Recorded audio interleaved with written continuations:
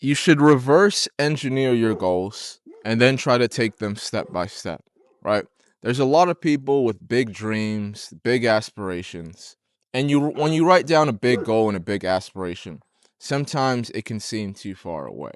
Sometimes you're just neither here nor there. Like, you're trying to become a famous YouTuber and you live in the middle of nowhere. And you live in the middle of Houston, Texas, and you're doing people's math homework for $20 an hour. It's just like you're neither here nor there. And it's like, how am I going to get there? Is it even possible for a kid like me to make a jump that big? Right? And that's the importance of reverse engineering your goals. If you have goals of being a YouTuber, reverse engineer, how am I going to do that? Well, I might need 100,000 subscribers. How do I get 100,000 subscribers? I'm going to need to post a certain amount of content, a certain amount of videos online. How am I going to get to those number of videos online? I need to upload XYZ amount of videos per day, right?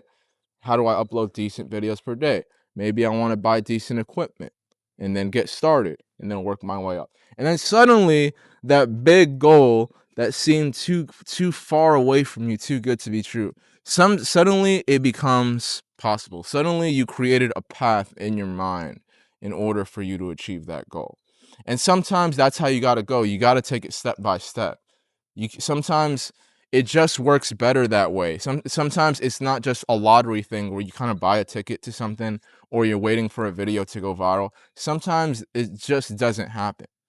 Sometimes someone's trying to become a famous YouTuber, they're waiting for their video to go viral. Sometimes it just kind of just never happens and the person kind of keeps having to post every day, getting a little bit better each day until they finally get to where they're going.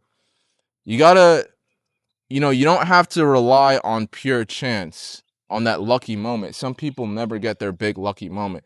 And if you don't get your big lucky moment, you have to create your own luck.